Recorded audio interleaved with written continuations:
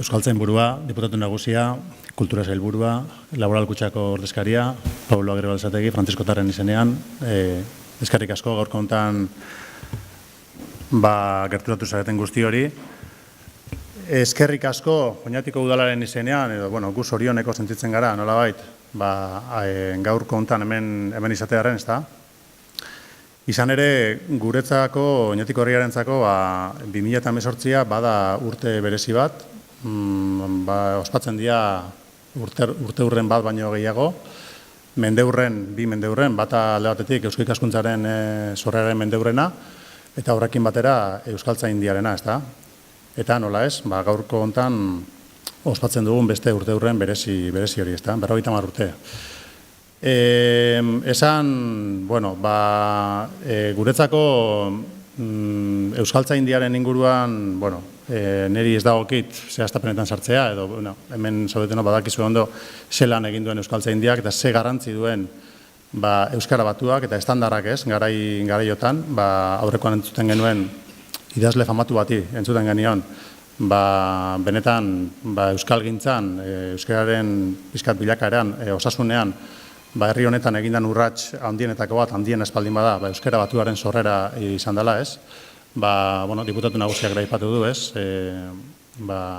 gizarteko esparru ezberdinetara Euskara eramatea ahalbidetu du, eta zentzu horretan, benetan, arro euskaldun moduan, arro egoteko arrazoi bat bada hori, eta benetan azpimarratzekoa.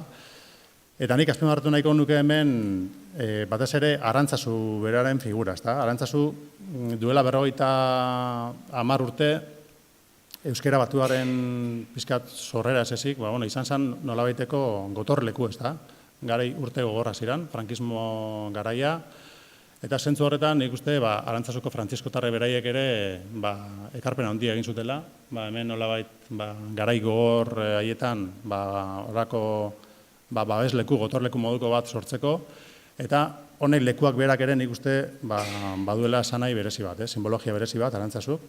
Arantzazu horretaz luze hitz egin izan dugu, eta egia da, kultura sailburuak ere aipatu du, bilakaera handia izan da, tradiziotan, eta gizartea bere aldatu da, eta nolabait bagaude bidegurutze baten, Arantzazuri ere zentzu berritu bat emateko bidegurutze baten edo, eta hor erakunde guztien implikazioa beharrezko izango da.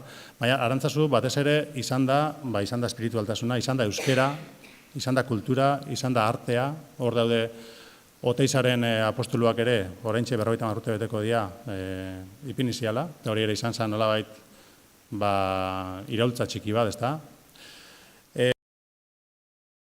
Udaleko ordezkari gisa benetan poses gaudela, arro ere gaudela, gaurko hontan Arantzazun Euskaltzaindiak bere biltzarra ospatu izanaz, eta esan, espero dugula, aurrerantzean ere, gure herri xume honek eta nolabait Euskaltzaindiak eta euskararen komunitateak harreman estua izaten jarraituko dutela, ez da? Oñati herri euskaldun bada, herri berezi bada, ez gara herri handia, baditugu gure berezitasunak, badugu hor unibertsitate zahar bat, 16. mendeko unibertsitate zahar bat, eta askotan galdetu izan diogu gure buruari ere nola, ez? Oñatin, baina, badago tradizio bat, badago historia bat, eta gure nahiko genuke, benetan, historia horrekin jarraitzea, ez da?